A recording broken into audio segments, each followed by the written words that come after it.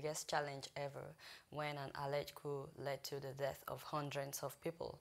Now, to discuss the situation on ground in South Sudan and the hopes of South Sudanese people, with us today is Dr. Christopher Zambakari. He is a South Sudanese American doctor of law and policy, and is also a Rotary Peace Fellow. Presently, Dr. Zambakari is working on a peace institute that will help on addressing violence in South Sudan and foster peace in the new nation. Dr. Zambakari, welcome to Sahara TV. Thank you for having me. Okay. So if you can just briefly tell us right now, because it's still going on even as we speak, what's the latest, what's the update right now in South Sudan?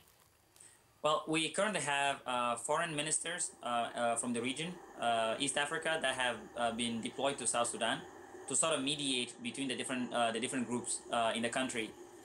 We also have a small reinforcement of the UN due to the issue that took place in Jonglei State, where two UN peacekeepers were killed.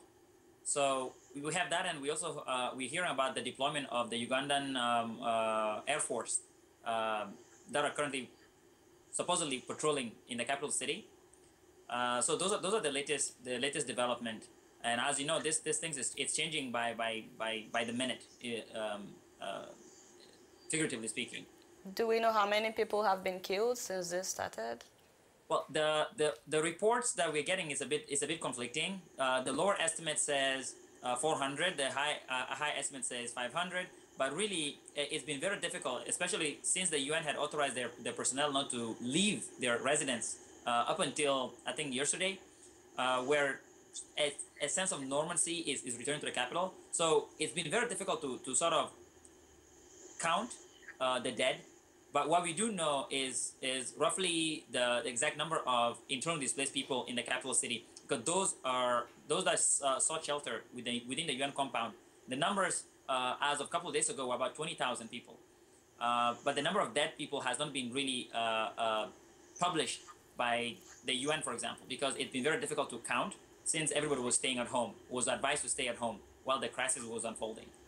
Now, for most of our viewers who may not be aware of the genesis of this crisis, can you just tell us exactly what led to this? Well, this is first and foremost a political crisis, and despite a lot of the talk in the media about it being a tribal conflict, there is an ethnic dimension to the conflict, but that dimension is only secondary. What we have is a fracture within the elite in South Sudan. We have a political crisis within the ruling party. The Sudan People's Liberation Movement and Army. So you have a president and a vice president that had a fallout early on this year, and the vice president was let go.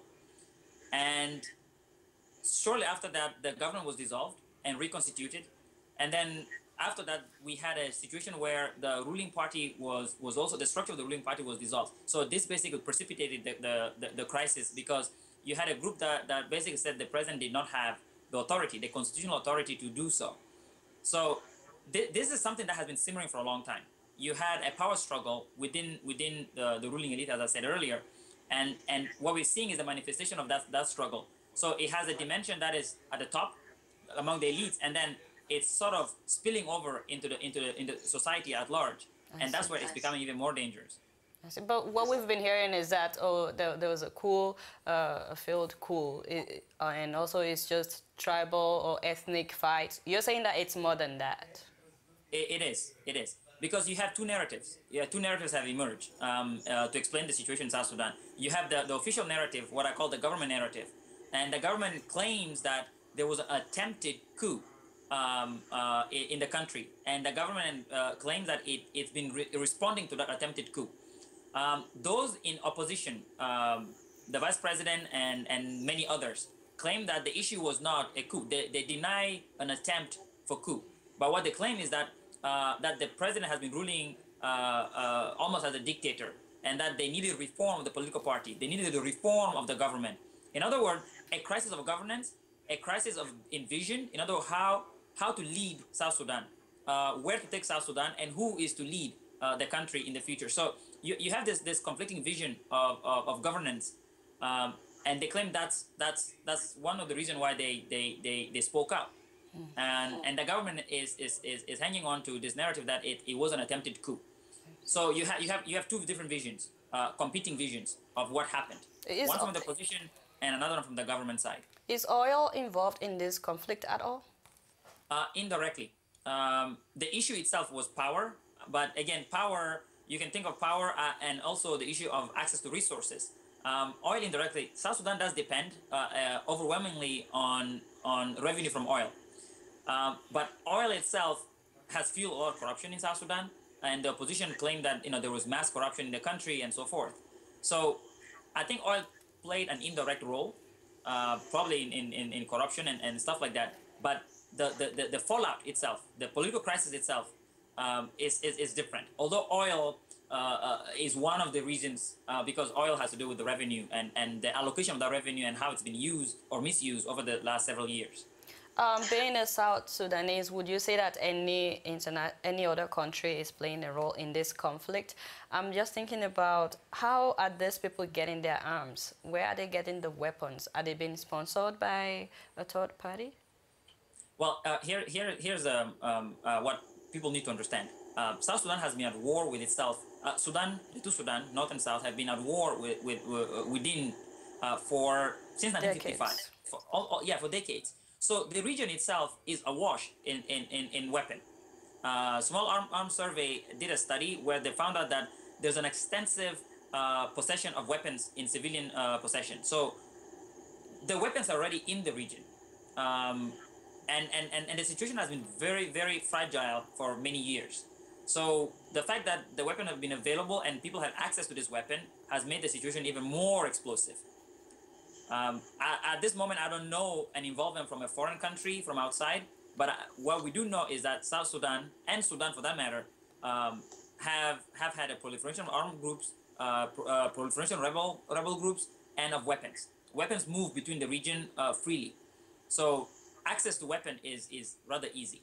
I see. So before, when South Sudan was part of Sudan, we used to hear that it's a religious war because a lot of South Sudanese people are Christians, a lot of Sudanese people are Muslims.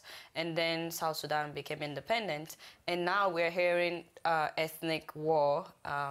So I'm just wondering if you think that breaking off is a solution or not in different African countries. Take, for example, the issue of Eritrea as well as Ethiopia as well. They broke off after like 30 years of fighting. And now some people are saying that Eritrea is not better off even after breaking off from Ethiopia. So what would you say is the main issue in African countries that are going through prolonged wars? Should they just break off like South Sudan broke off from Sudan? Would you say that's a preferred solution, or would you say sticking together? I think the first thing that needs to be acknowledged is that South Sudan is a bit of an exception in the post-colonial period in Africa, because the issue of a country that has been allowed to freely hold a referendum on self-determination and to break apart, you don't see that. It's not frequent. That's the first thing. But also, people have to realize that South Sudan has been at war for a very long time. There has been several attempts to build a nation out of these diverse nationalities, and each of those attempts have failed. You mentioned earlier the issue of religion. Yes and no. There was an attempt in the old Sudan to Islamize or to Arabize the whole of Sudan, and both attempts failed. So the South have been fighting to be free, have been fighting for equality, because the South historically have been marginalized, underdeveloped, and quite oppressed. From the vantage point of the North, the ruling elite in the North. So it's been a long time in the making, and because the referendum was held, and the view of the people of South Sudan was exercised, and you can look at the results, 98% of the population of South Sudan voted for independence, and that tells you something. That tells you something. The people have been suffering for a very long time, and I think to ask them or to downplay their voices, I think it's disrespectful toward the people of South Sudan who have struggled for so long to achieve independence. So the question now is how do we move forward? How do we move forward given this past? So you have the issue we had with the old Sudan, and then you have the issue that is unfolding now. And there are similarities and there are differences. But to argue that independence was a problem, I think that is a bit disrespectful toward the people of South Sudan, because they exercised their will. A referendum was held, and they chose to be independent. And given that history, I think we need to think of South Sudan as a unique case in the African context. Eritrea was another case, a slightly different case. But in the case of South Sudan, I think the will of the people was exercised, and we need to respect that. I see. Thank you. I didn't mean to sound disrespectful to the decision to separate, actually. I was just trying to find out why is it that even after we separate, sometimes we still have to deal with issues. And I'm rounding up, but I'm just wondering what has to be in place for South Sudan to be able to stand strong. I know that you're working on a peace institute that will help on addressing violence in South Sudan and foster peace. So if you could just give us maybe 1 or 2 points, some things that have to be in place for South Sudan to be able to progress. I have 2 things. One being for the short term, the immediate term, is the cessation of hostility. Obviously, in order for people to talk, in order for us to have an open dialogue about the issue that are unfolding in the country, we need to talk. We need to create a space where people can talk. And by that I mean the opposition and the ruling elite, they need to come and sit together and have a talk.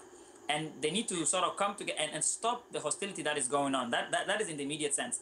But once hostility has been stopped, then the question of governance, the question of building a democratic nation that is made up of diverse nationality, it's going to come to the forefront. How do you do that? And how do you build durable institutions that can contain crises like the one we're seeing unfold right now? So I think in the short term, we obviously need to reinforce the UN peacekeepers that are in the country, because they do have a Chapter 7 mandate to protect civilians from imminent threats. So the mandate is already there. We just need to strengthen the UN presence in the country, but also a certain degree of restraint from the government side and the opposition. Those that are in the position need to be exercised in order to protect civilian lives. I think in the immediate sense, that is something that need to come to the front. And we have the foreign minister that have come in. I hope they'll sit down with the different groups, the different key stakeholders, and sort of start a dialogue about how to resolve this crisis. We also call hopefully on IGAD, the Intergovernmental Agency Authority on Development, the African Union, and the Troika, the US, Britain, and Norway, who were signatory to the Comprehensive Peace Agreement, hopefully to reinforce the political process at home and bring the different key stakeholders to the table and get them to talk. Because this was an internal issue, an internal political issue. It deserves a political solution. And hopefully we can bring all the key stakeholders, whether they're rebels, people in the opposition, they need to come, all of them, and sit at the table so that they could resolve this issue. And if we fail to do that, then really it's jeopardizing the likelihood that South Sudan can have peace, can live in peace. And it's putting in danger everything that we struggle, everything that the South Sudanese struggles for. It's putting that in jeopardy because people cannot sit and talk about their differences. So the difference has to be resolved from within. All right. My last question, I know that being a South Sudanese in the diaspora, you guys have not been quiet while all this is going on. First of all, how is your family in South Sudan? And lastly, what has been some of the contributions of South Sudanese people in the diaspora while this has been going on? In fact, I wouldn't say that the South Sudanese and the diaspora have been quiet, because there have been a lot of. I said they have not been quiet. I said I'm sure they have not been quiet. Okay. Yeah, sorry for that. Yes, they have been trying to engage with different groups and trying to issue statements and things like that. The families are safe, and thank you for asking. Hopefully, in the days and weeks ahead, we're gonna get the community that is abroad to issue more of these statements and contribute to the process. Hopefully, we can resolve this issue in the days ahead. And prevent it from escalating, because our worst fear is that this thing take on an increasingly ethnic dimension, and that it spread to society and throughout the country, in which case the lines that are crossed are going to be very difficult to uncross. Thank you very much, Dr. Zambakari, for joining us today on Sahara TV. Thank you. All right, viewers, that has been Dr. Christopher Zambakari talking about the situation in South Sudan and his hopes for his country. Stay tuned, we still have more to come on Sahara TV.